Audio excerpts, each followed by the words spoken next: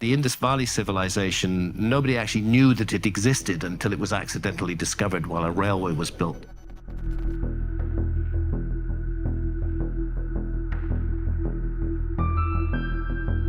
The Indus Valley Civilization was discovered during railway construction, exposing a 5,000-year-old society with a complex script.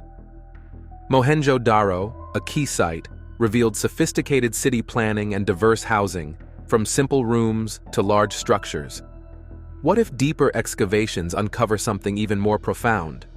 Join us as we delve into what could be a groundbreaking discovery. A glimpse into the advanced urban life of the Indus Valley. Located in present-day Pakistan, Mohenjo-Daro stands as a significant archaeological site within the Indus Valley Civilization. Recent excavations have shed light on the city's sophisticated layout and its pioneering public health initiatives. These findings reinforce the understanding that this region's urban development history extends back thousands of years, marked by notable advances in urban planning. But this wasn't the most surprising part. Initially uncovered in 1922 by R.D. Banerjee of the Archaeological Survey of India, the site was mistakenly thought to be Buddhist. Further investigation revealed it to be much older, featuring sophisticated city planning, including brick structures.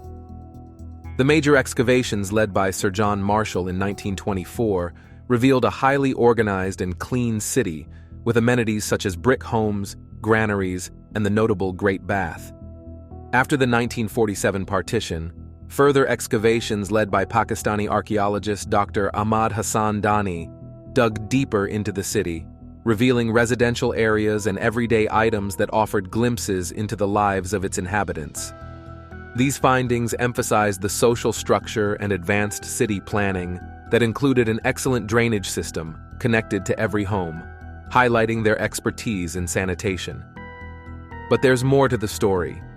The architecture of Mohenjo-Daro included a variety of home designs, ranging from simple one-room houses to larger multi-story buildings, suggesting a diverse community.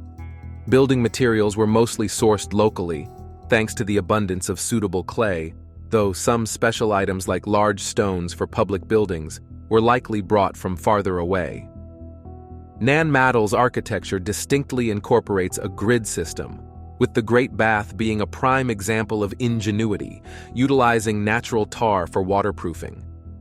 This technique underscores the civilization's mastery in balancing functional infrastructure with ceremonial significance. However, that's not the whole picture. While ancient Egypt focused on building huge monuments like pyramids, the people of Mohenjo-Daro excelled in creating a practical city that emphasized public amenities and residential comfort. Today, Mohenjo-Daro is recognized as a UNESCO World Heritage Site, attracting international support for its preservation. The Ajanta caves, located in the rocky landscape of Maharashtra, India, show a stunning evolution in rock-cut architecture over many centuries. The earlier caves from the 2nd century BCE to the 1st century CE are simpler and less decorated, showing the early stages of Buddhist architectural style.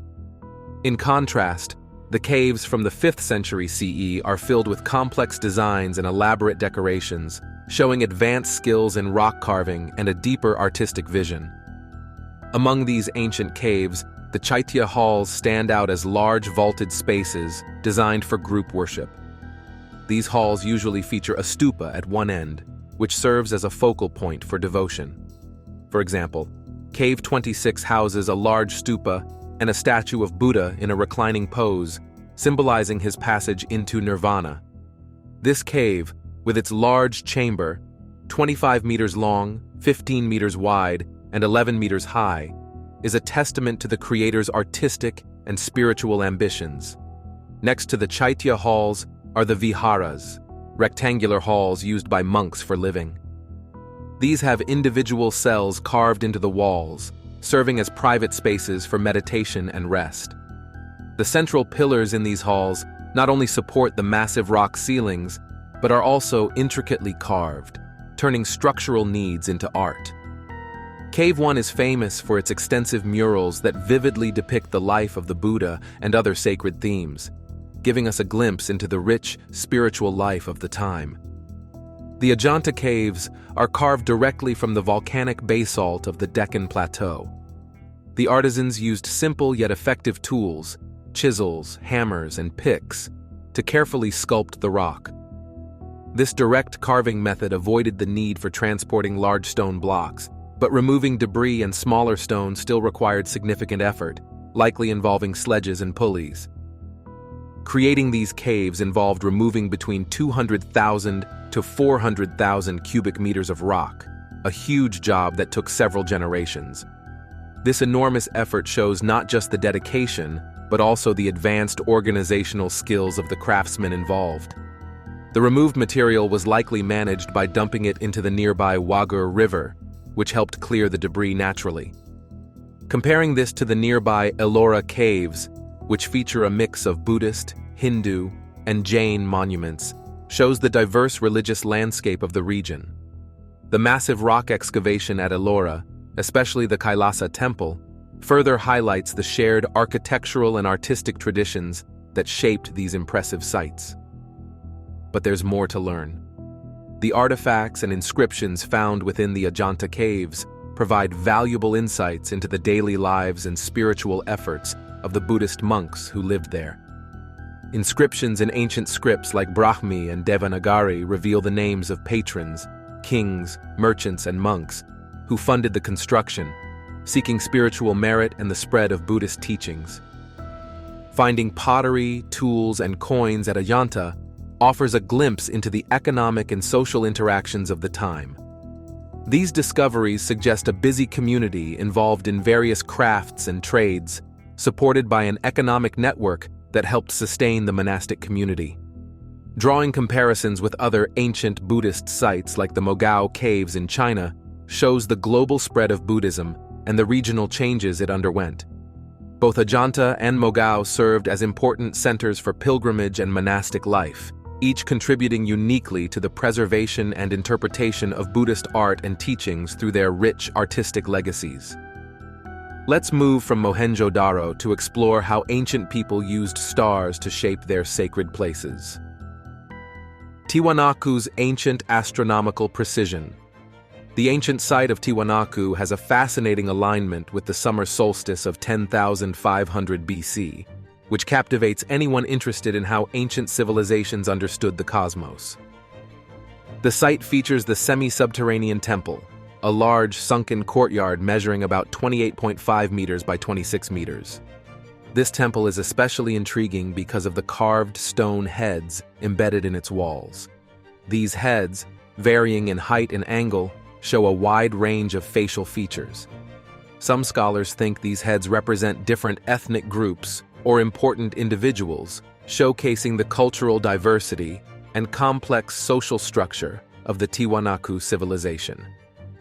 Nearby, Pumapunku, another marvel of Tiwanaku, remained known to Spanish explorers since the 16th century, much like the main Tiwanaku site. However, it wasn't until the 20th century that systematic archaeological excavations began, drawing significant attention to its unique architectural style and the advanced techniques used in its construction. The stone blocks at Pumapunku are known for their extraordinary precision. Made from andesite and sandstone, materials chosen for their durability, the blocks fit together so tightly that not even a razor blade can slide between them. The exact methods by which these stones were shaped remain a topic of intense debate and fascination. One theory suggests that the Tiwanaku people used metal tools made of bronze or copper alloys, which could cut softer stones but would struggle with the hardness of andesite. Marks on some stones suggest the use of chisels or other cutting tools, supporting this theory. Another theory proposes the use of abrasive materials like sand and water, which could have been rubbed against the stone surfaces to gradually wear them down, explaining the smooth and precise angles observed. Some researchers even speculate that the Tiwanaku had access to advanced technology or techniques now lost to history. Meanwhile, a fringe theory suggests extraterrestrial assistance, though this is not taken seriously by mainstream archaeology. One of the most iconic elements of Pumapunku is the presence of H-shaped blocks. These blocks interlock in a modular fashion, indicating a sophisticated planned approach to construction. Their design suggests that the Tiwanaku had a deep understanding of engineering and architectural principles. Transporting these massive stone blocks, some weighing over 100 tons, from quarries several kilometers away, posed another significant challenge. It's widely believed that the Tiwanaku used wooden sleds and human muscle power, aided by log rollers, to move these stones. The absence of large domesticated draft animals in the region at that time implies that such feats were achieved through sheer human effort and ingenuity. The use of waterways, such as the larger and closer Lake Titicaca of that era, might have facilitated the transport of stones via rafts. Earth ramps and simple machines like levers and pulleys could have been used to lift and position these massive stones into place, similar to techniques used by other ancient civilizations, including the builders of the Egyptian pyramids. Pumapunku's stonework is often compared to the masonry of the Great Pyramid of Giza.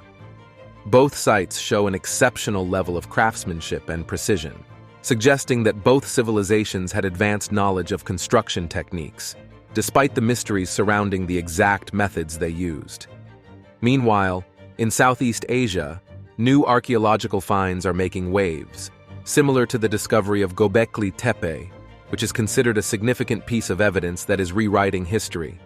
These discoveries challenge long-held beliefs and open new chapters in understanding ancient human capabilities. Now, let's visit the Pacific to see how an island city mastered ancient engineering and defense. Nan Madol's Island Mastery. Another fascinating site is Nan Madol, dubbed the Venice of the Pacific, located off the southeast coast of Pohnpei in the Federated States of Micronesia. This complex of artificial islands, linked by a network of canals, stands as a testament to the engineering marvel of ancient Pacific Island civilizations. The site's discovery and exploration stretch back to early European documentation and have continued through extensive scientific studies, unraveling the complexities of its construction, its purpose, and the society that built it.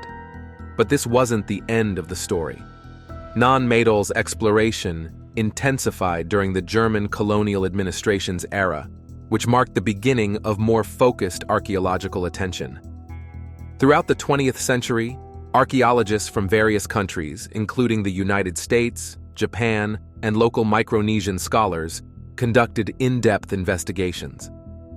These efforts have provided valuable insights into the architecture, artifacts, and human remains found across the site's approximately 92 artificial islets, shedding light on the social structure, religious practices, and daily life of its past inhabitants. The meticulous archaeological efforts at Nan Madol began in the early 1900s and have continued into the 21st century. These ongoing efforts aim to document and preserve this unique cultural heritage site, while also trying to understand the development of complex societies in the Pacific. Recently, the Japanese government provided financial help, recognizing the site's regional heritage and historical importance. This support has been crucial in boosting ongoing research and conservation efforts. In 2016, Nan Madol was designated as a UNESCO World Heritage Site, drawing international attention and resources to its preservation. This designation has played a key role in enhancing the site's management and conservation, ensuring that Nan Madol remains preserved for future generations. The involvement of local scholars and the Pohnpeian community has been crucial in bridging the gap between past and present. Their knowledge of oral histories and traditional practices has enriched the archaeological data, providing a deeper understanding of Nan Madol's historical and cultural context. This local engagement supports scientific inquiry and ensures that the heritage of Nan Madol continues to be a living part of the community's identity and history. One of the most thought-provoking aspects of Nan Madol is the legend surrounding its construction, particularly the origin story of the Saudeleur dynasty. According to local Pohnpeian folklore, the founders of Nan Madol were two brothers, Olisipa and Olosopa, who came from somewhere in the west or northwest, guided by a flying dragon. These brothers were not just ordinary men, but were skilled in magic and had the mystical ability to command spirits and elements. They initially sought to build an altar on Pohnpei to worship Nanon, the god of agriculture, by using a massive floating stone brought from another island. After several failed attempts and the death of the elder brother Olisipa, the younger brother Olosopa succeeded in creating Nan Madol by magically flying in the huge basalt stones and commanding them to stack themselves. This story gives the site deep mystical significance, suggesting that the city was more than just a political and ceremonial center, but also a place filled with supernatural power. This legend raises interesting questions about the mix of mythology and technology in ancient societies. How did such stories influence the construction and organization of Nan Madol? Were these legends an attempt to explain the extraordinary engineering feats achieved with the resources and knowledge available at the time, or do they point to something deeper? Nan Madol's construction shows extraordinary prehistoric engineering skills. The design and execution demonstrate a sophisticated knowledge of architecture, logistics, and natural resource management that is impressive even by today's standards. The engineering challenges began with establishing a stable foundation directly on coral reefs, a challenging environment due to the soft, unstable ground and exposure to tidal changes. To overcome these challenges, builders constructed nearly 100 artificial islets across more than 200 acres, carefully placing huge stones on the shallow reef to withstand the forces of the ocean. The primary building material was columnar basalt, chosen for its natural pillar-like formation. The largest of these stones could measure up to 7.5 meters in length and weigh up to 50 tons, about the same as a fully loaded tractor trailer or a large modern tank. The total volume of basalt and coral fill used in creating the islets is estimated to be in the hundreds of thousands of cubic meters. Transporting and positioning such large volumes required not only significant labor, but also precise planning. One of the site's greatest mysteries is how these massive basalt logs were moved several kilometers without the use of wheels, a technology not known to exist in prehistoric Micronesian cultures. An interesting theory suggests that the builders might have used the buoyant properties of bamboo rafts to float these massive stones across the lagoon, a method that would have made it easier to transport heavy loads across water. The construction of Nan Madol shares some intriguing similarities with other monumental projects like the Great Wall of China, which also required adapting construction techniques to challenging environments. Both the Great Wall and Nan Madol showcase the ingenuity of their builders in using available materials and innovative methods to overcome environmental challenges. But there's another fascinating theory. Some people think that the builders of Nan Madol might have used a natural cement or geopolymer, similar to methods speculated to have been used in the construction of the Egyptian pyramids. While there is no direct evidence for this at Nan Madol, the precise fit of the stones suggests that some form of binding agent might have been used to secure the structures against the forces of the tide. Nan Madol was carefully planned as a series of approximately 100 artificial islets spread across more than 200 acres of a tidal lagoon. These islets were connected by a network of canals that served two purposes. They made transportation across the city easier and acted as defensive barriers against potential invaders. This strategic use of the aquatic environment for defense is similar to ancient moat structures, but done on a much larger scale. Each islet had a clear purpose, with distinct zones for the elite, commoners, and ceremonial activities, reflecting a highly structured society where social status dictated where people lived within the city. The elite's homes were placed to offer both privacy and protection, often located on the more central islets, which were better defended and closer to the ceremonial centers. These areas featured larger structures and more elaborate basalt log constructions. The ceremonial islets, especially those like Nan Dowas, were the main focus of the city. Nan Dowas itself is an engineering marvel, with walls over 8 meters high and 5 meters thick, made entirely from huge basalt logs. These logs were fitted together without mortar, relying on their massive weight and the puzzle-like fit of their hexagonal shapes to create stability. Nan Madol housed the tombs of the Saudeleur rulers, making it a key place of power and importance. The design of Nan Madol suggests that it served not only as a tomb area, but possibly also as a site for major ceremonial gatherings and important rituals, which reinforced the rulers' divine status and their control over society.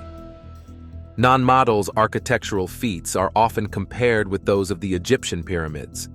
Despite the contrasting environments, Nan Madol's aquatic challenges versus the terrestrial expanse of the Egyptian sites, both civilizations exhibited remarkable resource management and engineering prowess, organizing vast labor forces to create enduring legacies. The strategic use of hexagonal columnar basalt in Nan Madol's construction not only facilitated the building process, but also ensured the longevity of the structures. This natural choice of material, perfect for interlocking and resisting saltwater corrosion, played a crucial role in the durability and stability of the islet's architecture. Could Nan Madol's mysterious construction techniques suggest an ancient wisdom that predates even the most well-documented civilizations? Like, comment, and subscribe for more.